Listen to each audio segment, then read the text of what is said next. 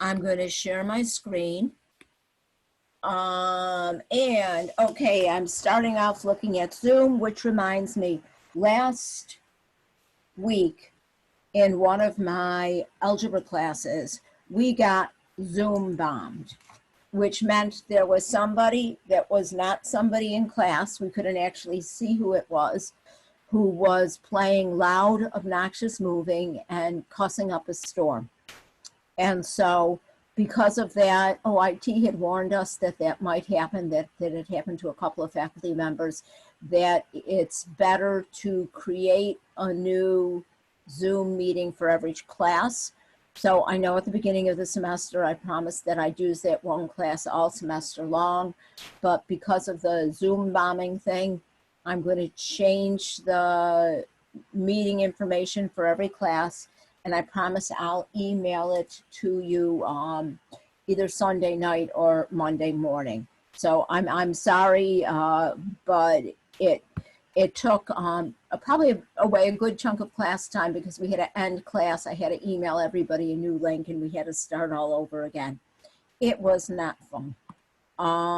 Next, I had uploaded all of the chapter 2 notes and we had gotten through about half of them. And so I found myself thinking to make it a little bit more continuous. Is it all right if instead of starting a new OneNote for today, we just pick up from where we left off in the notes outline that was in OneNote for chapter 2? So that's going to start on my document on page 14.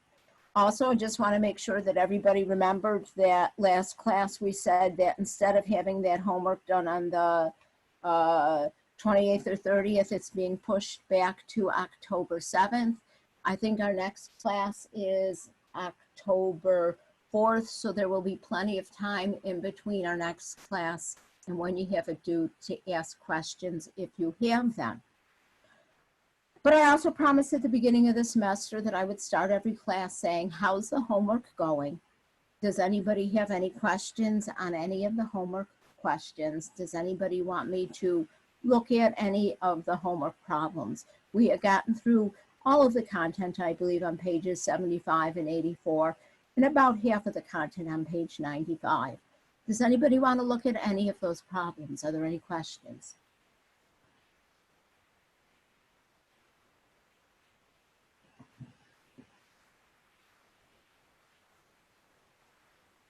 No questions on the homework. Your folks are all doing all right with them. And before we pick up, in terms of questions on the homework, does everybody know how to access my office hours if you do find you have questions outside of class time? Did you folks want me to show you where that information is again?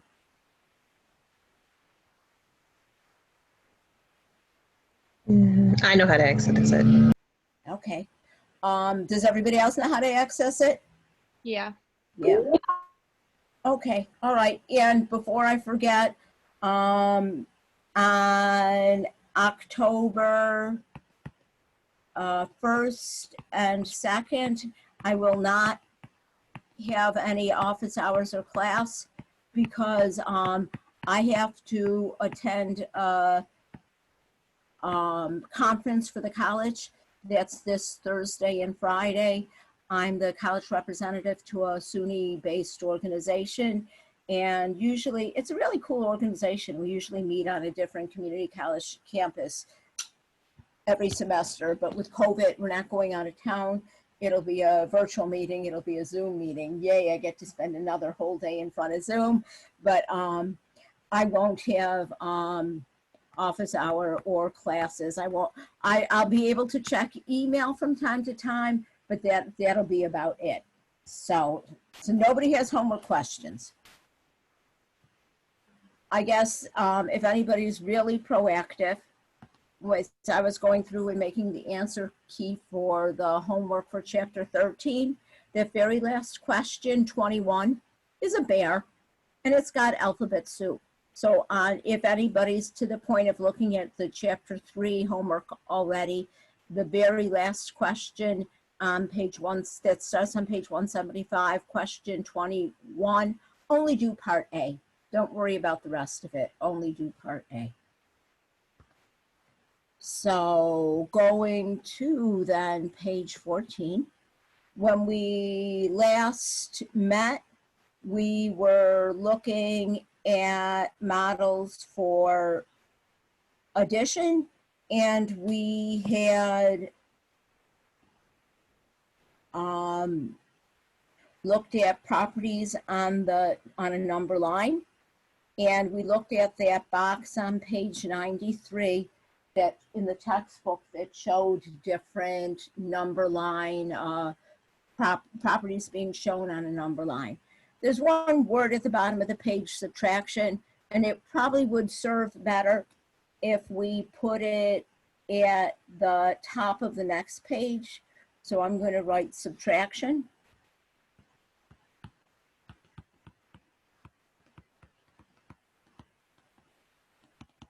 And so if I have something like A minus B equals C, A, the number in front of the subtraction sign, is called the minuend.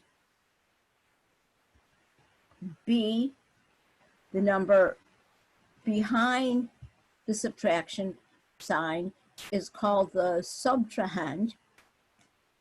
And C, the answer to subtraction, is called the difference. I'm guessing that you folks have probably heard the difference, that word, before. Had any of you heard of minuend or subtrahend before?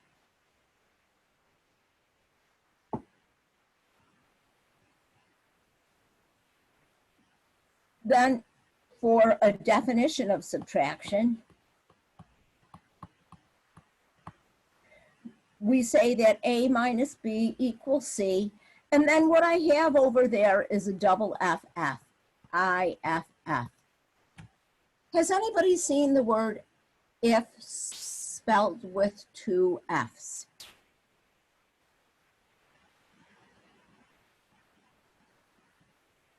I'm going to take that silence as a no.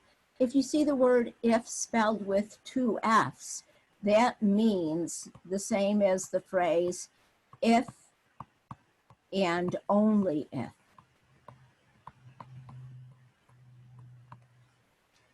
And so we're going to say that A minus B equals C. IFF means if and only if.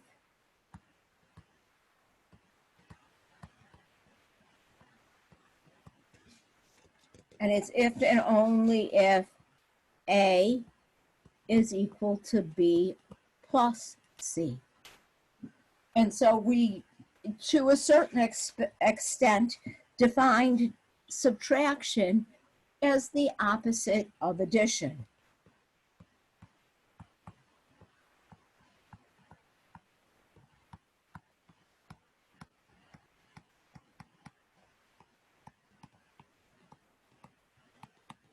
And so the authors of the textbook take a bit of time developing this idea of fact families. And so a group of fact families would be 4 equations. It would be that,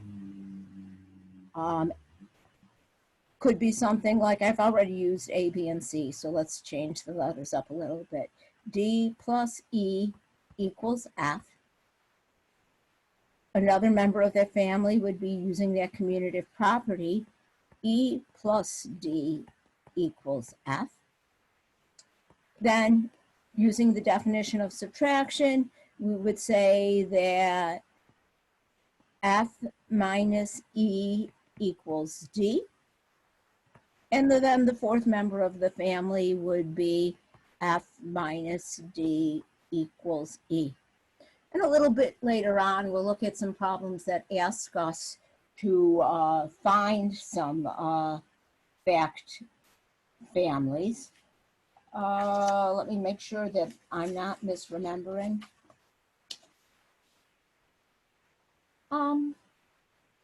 Yeah, so we'll, actually I'm going to skip a couple pages and look at some problems that ask us to look at fact families. I think it's like maybe 4 pages down.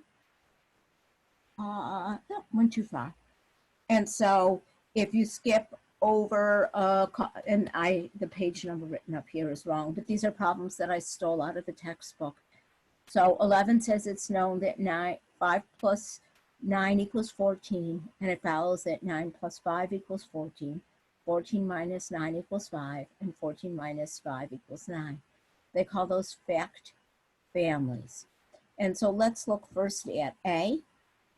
At A, I've got 5 plus 7 equals 12. What would the rest of that fact family look like? Any ideas? 12 minus 7 equals 5. Beautiful. 2 more facts that we want to throw into their family. Can anybody give me another one? 7 plus 5 is 12. Beautiful. 7 plus 5 equals 12. And last one would be? 12 minus 5 equals 7. Beautiful. 12 minus 5 equals 7. And B starts with a subtraction fact. 12 minus 4 equals 8. What would the rest of that family look like? 8 plus 4 is 12. Beautiful. 8 plus 4 equals 12. Anybody else think of 2 other family members? 12 minus 8 equals 4. Beautiful. 12 minus 8 equals 4. And then one last one. 4 plus 8. 4 plus 8 equals 12. And so that idea of fact family is all right with everybody. Yes. Great. Then when we look at, after we look at that definition of subtraction and those fact families that show the relationship between addition and subtraction, there is one question from the homework that a couple of people had emailed me about.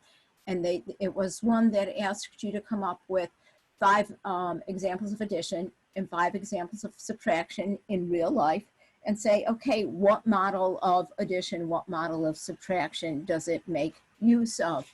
When we looked at models of addition, we looked at a set model, which is the idea of putting 2 groups together, adding and counting their cardinality to get it. And then we looked at a measurement model, which was showing it on a number line. When we look at models of subtraction, we have a few different models. And so the first one we're going to look at is a takeaway model. And so a takeaway model we could look at, I'll look at an example.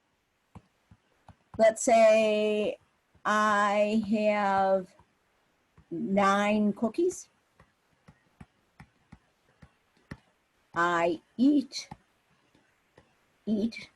4, there goes my diet. How many are left?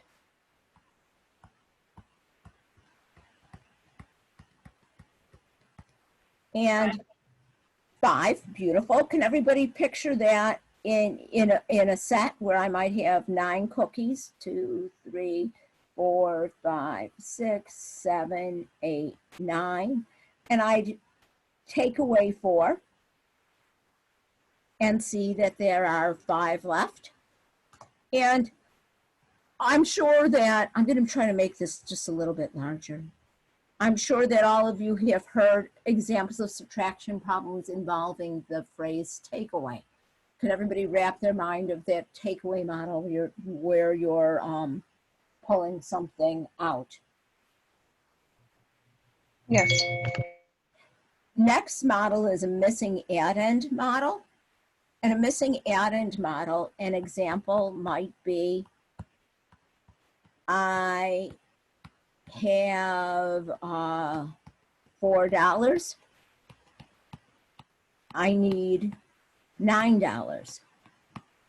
How much more do I need?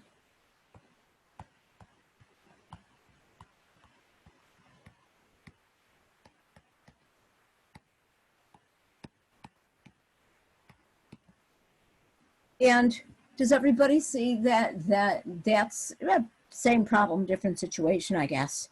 4 plus what equals 9? Fill in the blank. 5. And everybody's all right, that blank would be 5. But do you see how that missing addend problem leads to that idea of subtraction working along with your back families? And all of a sudden, I have to say, I have flashbacks to many, many years ago, being a young child before I learned about subtraction, having a whole bunch of worksheets. I don't think they use nearly as many worksheets now as they used to in the Stone Ages, where you had a problem like that and you had to fill in what would I add to get there. And that idea leads to subtraction. So can everybody picture using missing addend? How many more do I need to get there? Type of problems to define the idea of subtraction. Next would be a comparison model. We might say something like Katie has 9 flowers. Amy has 4 flowers. How many more does Katie have?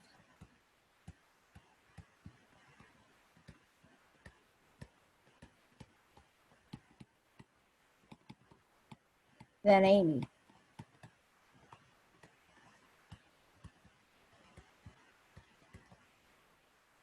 And so you could picture, okay, don't kill my total lack of artistic ability, folks. Katie with her 9 flowers.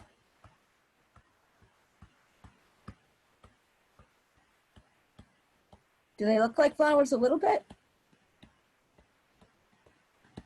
1, 2, 3, 4, 5, 6, 7,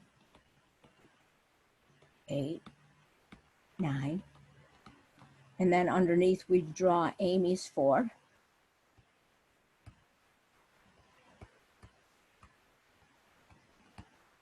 And we'd say, okay, how many more does Amy have than Katie? And that would lead to that idea that 9 minus 4 equals 5. Actually, for this comparison model, could you picture doing it using those number strips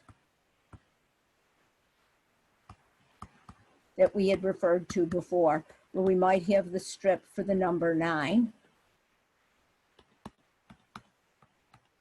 And then underneath it, we might put the strip for the number 4.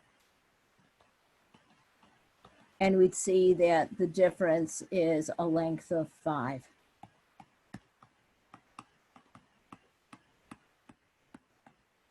And has everybody looked at that idea of comparison to, does that make sense, to describe subtraction? So far, so good? Yep. Okay. And then the last model, and I shouldn't have left as much space in between them. The measurement model, the authors of the textbook use as the number line model.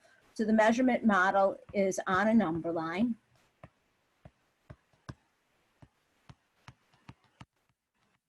And when we draw arrows on a number line to show subtraction, we draw the arrows head to head.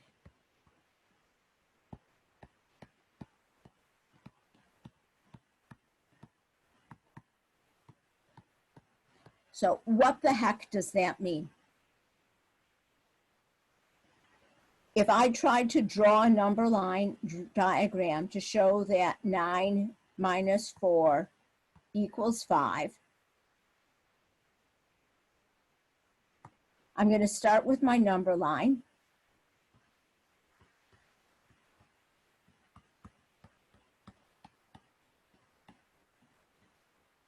And can I stop and be obnoxious for a minute? I just impressed myself. I think that's the straightest line I've drawn on this tablet so far this semester. Okay, never mind. So we're going to start with that arrow that goes to the number 9. And then we want an arrow of length 4.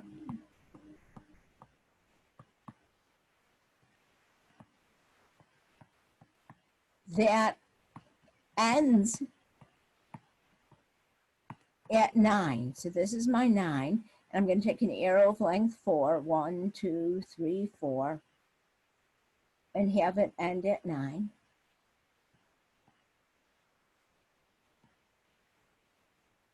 And so then I would say that 5 is my answer because that arrow of length 4 ends at 5. And so I guess when we're using this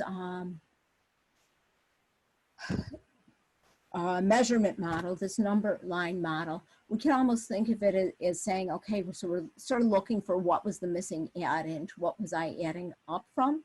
We can also kind of look at it as a comparison where I have a length of 9 and I have a length of 4, and we can notice that it's 5 short. So number line model for subtraction, all right. Let's do a couple more of those. I'm going to turn to that next page again where we were looking at the problems. And I want to look at question 12. A says draw 4 number line diagrams to illustrate each of the number facts in the fact family. And you know what? A is half done for us. So let's not worry about 12A. Let's worry about 12B. And so my fact family, I'm going to have 4 facts. The first fact is 11 minus 4 equals 7. What would another fact be in that family? Can anybody help me out? 7 plus 4 equals 11. What would be another fact in that family? 11 minus 7 equals 4. 11 minus 7 equals 4. Beautiful. And the last one? 11 minus 4. 4 plus the 7. 4 plus 7 equals 11. Equals 11. And so now the part A asked you when you were given the fact family to draw all of them on a number line. And so could everybody take a quick minute and try to draw all 4 of those facts on a number line?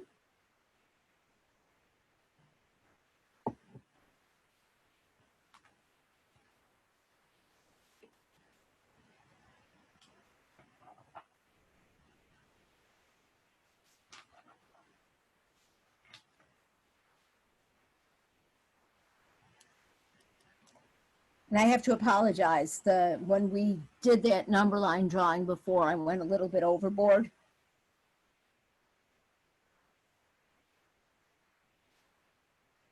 We're not going to draw the arrow for 5 and for subtraction. We'll just circle that the answer is 5. I knew something looked wrong when I did that.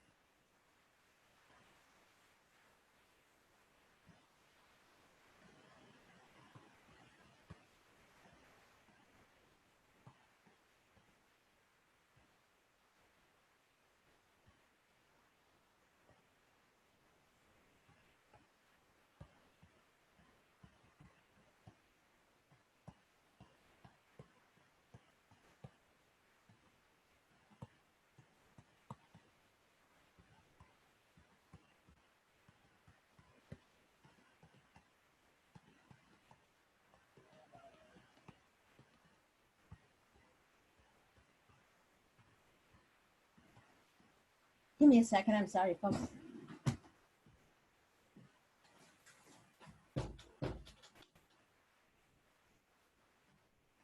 Is that better? I just noticed I could hear my husband talking on the phone downstairs. I hope you guys couldn't.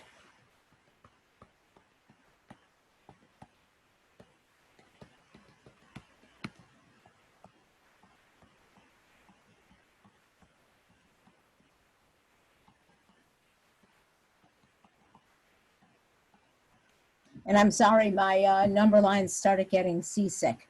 Okay, so the first one, 11 minus 4 equals 7. I'd have my arrow to 11. And then I go back 4, 1, 2, 3, 4, and draw my arrow for 4. And that would tell me that my answer is 7. 7 plus 4 equals 11. 11, go back 7. 1, 2, 3, 4, 5, 6, 7. But I'm drawing those arrows head to head, gives me 4. And then lastly, 4 plus 7 equals 11. How do you folks feel about drawing on a number line? Is this drawing them head to head to get subtraction all right with everybody? I'm just confused. So when we did the first, oh, okay, never mind. I had mine backwards. Okay. I was trying to figure out why the first two were together. Never mind. So these all right? If so, there's a couple more things that we need to discuss with respect to subtraction, pardon me, and then we'll forge ahead to multiplication and division. So going back to that preceding page, we had talked about a whole bunch of properties for addition. And we had said that addition was closed because whenever I added two numbers, two natural numbers, I guess this should be whole number properties for subtraction.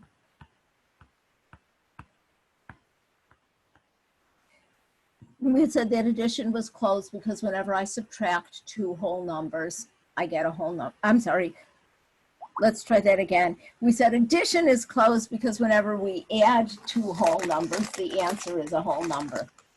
How about subtraction? Is the difference of any two whole numbers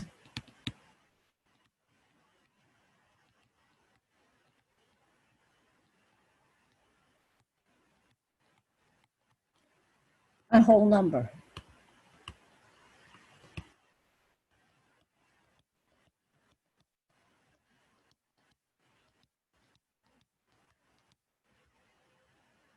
Can anybody think of any subtraction problem where the answer wouldn't be a whole number?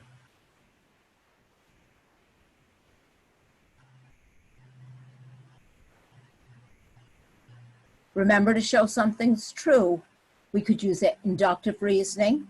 We could use that deductive reasoning and try to prove it. But to show something's false, we just need one counterexample, one example where it doesn't work.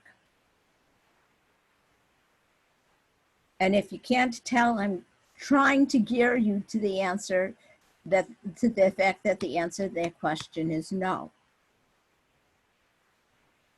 My counterexample.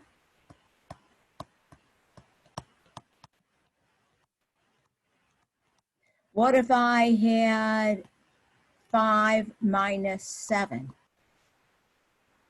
When I subtract 7 from 5, do I get a whole number? When you were a young child and your only numbers that you knew of were 0 and higher, could you have taken 7 things away from 5? No. No. So this is my counterexample. That's not a whole number.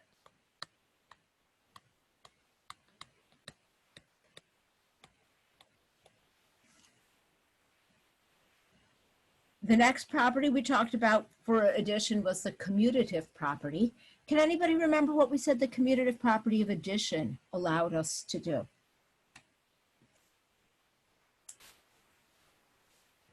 Change the order. Change the order. So can I change order when I subtract? Oh, Lord. This pen and I are not getting along well today. Can I change order in subtraction?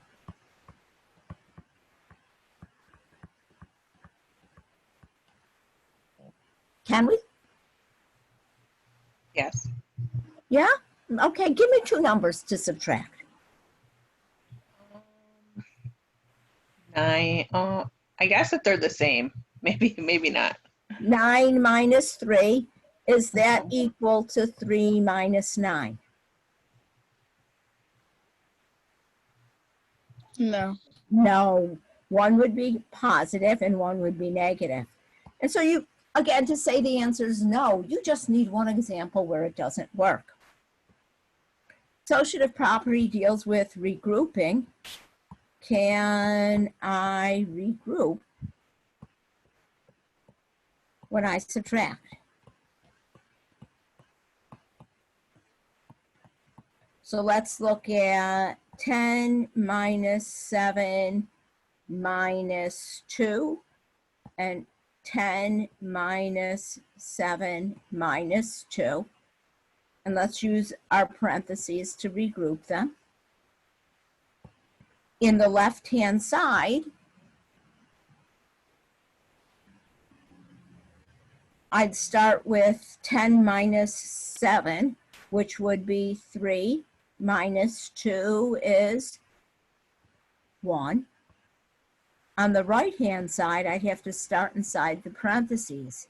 7 minus 2 is 5, and 10 minus 5 is 5. Are they equal?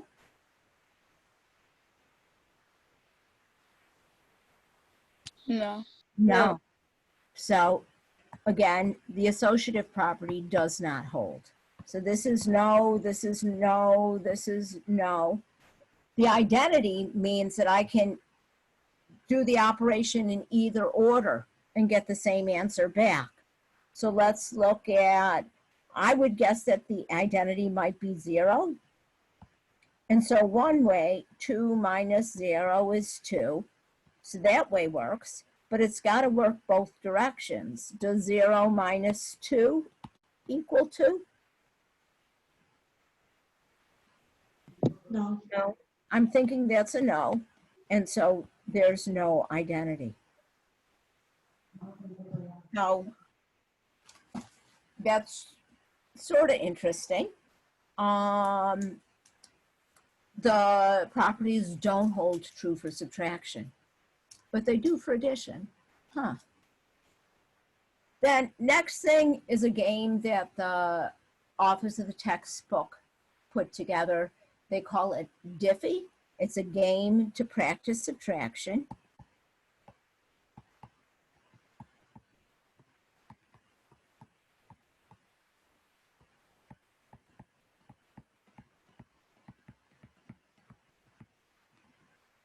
And what you do is you fill in a circle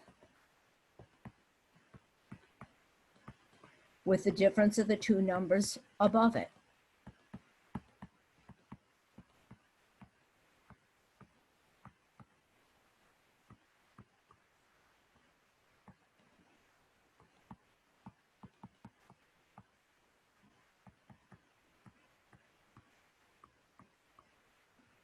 For the end number,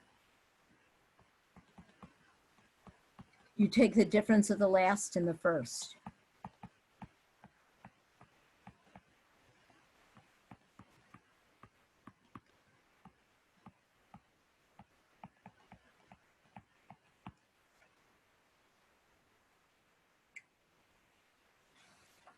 So,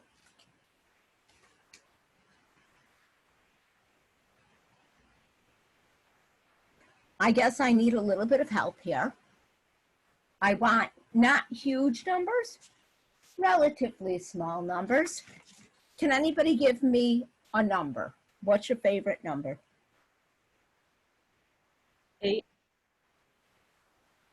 No, I need a different number. 2. 2. Okay, anybody want to give me, let's say, a number in the teens? 14. 14. Then I need one more number. Anything you want it to be. 21. 21. So now I'm going to take the difference going down. 8 minus 2 is 6. The difference between 14 and 2 would be 12. The difference between 21 and 14 would be 7. And then over here, think about moving the 8 over to the end. The difference between 21 and 8 is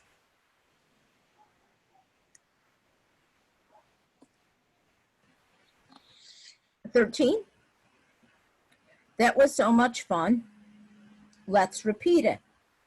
The difference between 6 and 12 is 6. Between 12 and 7 is 5, between 7 and 13 is 6, and between 13 and, think of moving that 6 over, between 13 and 6 is 7, 7. And then let's repeat it. Between 6 and 5 is 1. Between 5 and 6 is 1. Between 6 and 7 is 1. Between 7 and, again, removing that 6 over, between 7 and 6 is 1. And then one last one. What am I going to get in each of those circles when I subtract? 0, 0. And no matter what 4 numbers you choose, you will eventually get to that line of zeros. Kind of fun. Interesting. So, everybody okay with that? I might put a game of Diffie on that next test. So on the next page, we did look at the 2 problems, and then we're going to get into the idea of multiplication and factors. When I look at multiplication, factors, the factors are the numbers being multiplied.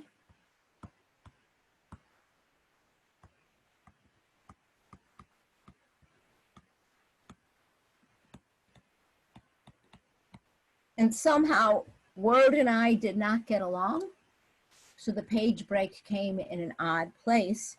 I'm going to add down here the first word from the other side, and that's product.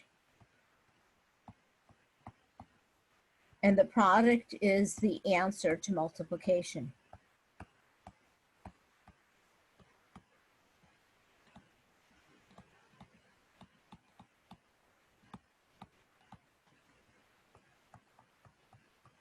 So for example, if I were to write A times B equals C, A and B would be my factors, and C would be my product.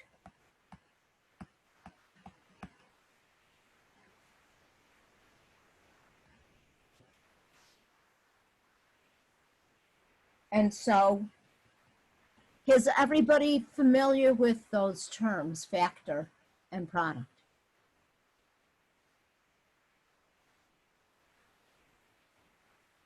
Hearing no complaints, I'm going to go on the assumption it's all right.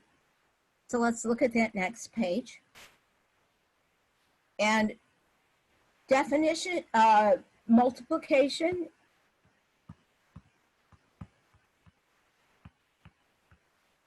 is defined as repeated addition. And so 5 times 3 means we're going to take that number 3 and add 5 of them.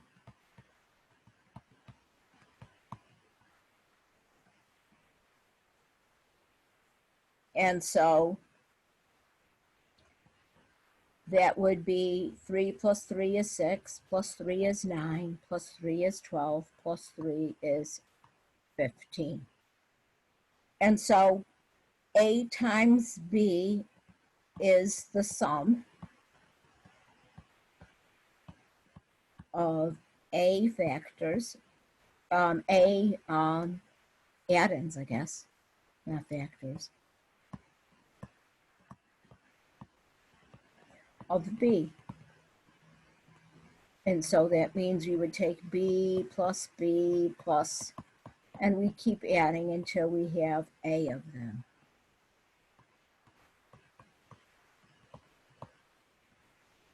When A is not equal to 0.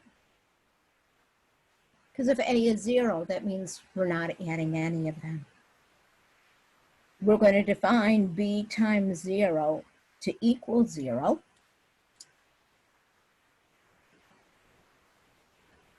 And then as we look at multiplication, the one thing with multiplication is opposed to addition and subtraction. There are many ways of writing multiplication.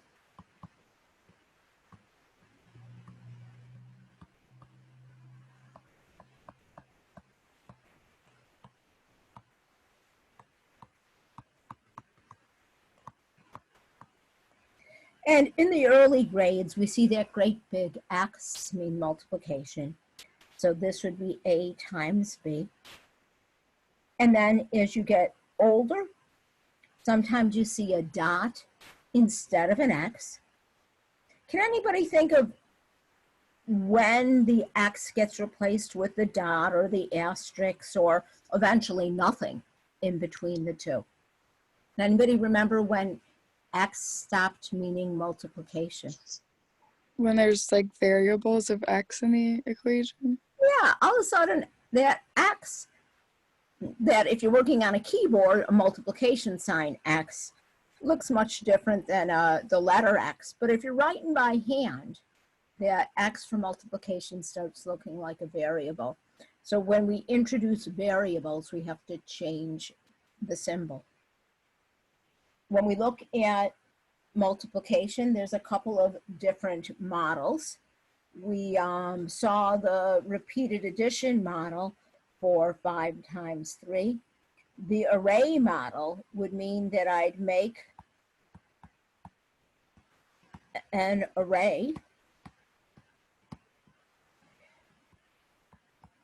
with, if I have A times B, I'd have A rows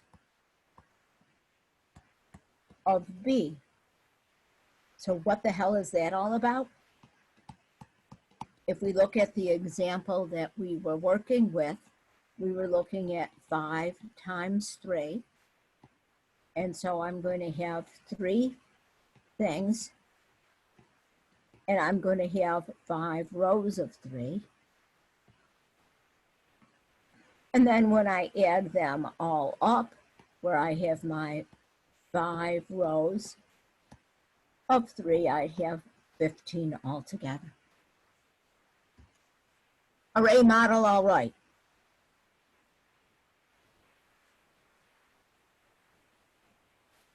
Next model that we see of multiplication is a rectangular model, and that's when we're looking at area.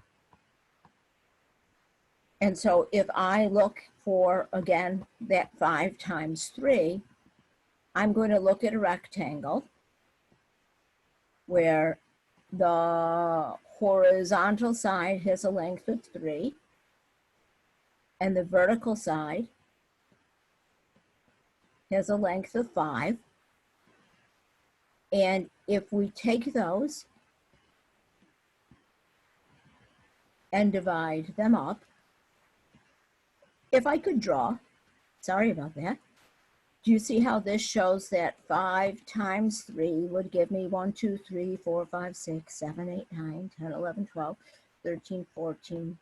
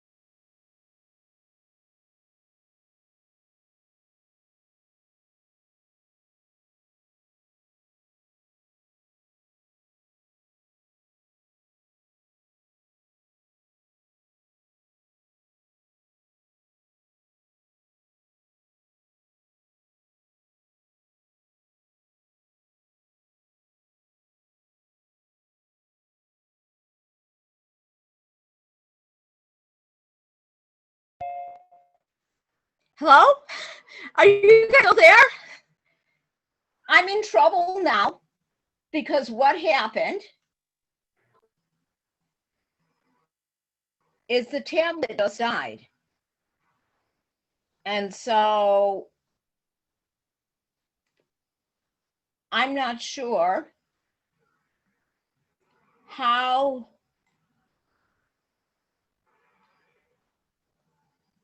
I can continue writing without the tablet. I could try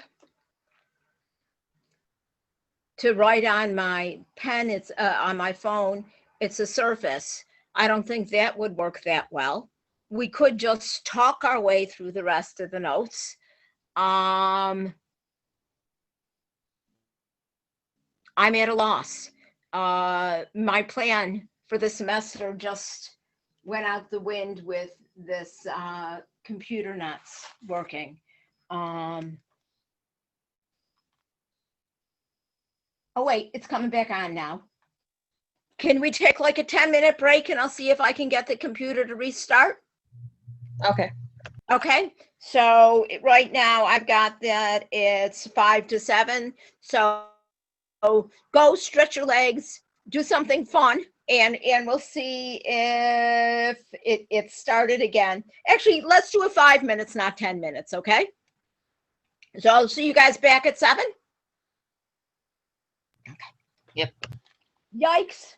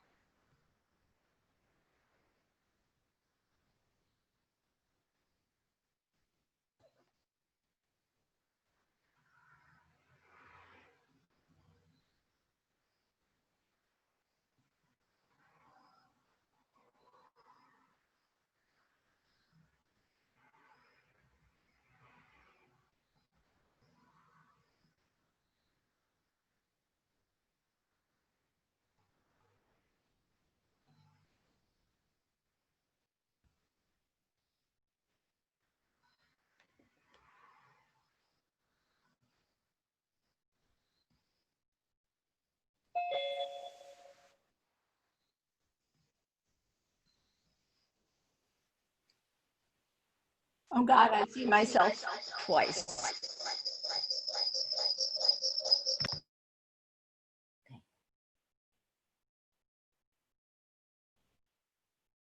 Don't look at me. But it's back. I need to shut this one though. Because can you guys hear that echo? That's not good. Yeah. I was hoping I could keep that one open in case this one, you see my alternate computer, dies. But no. So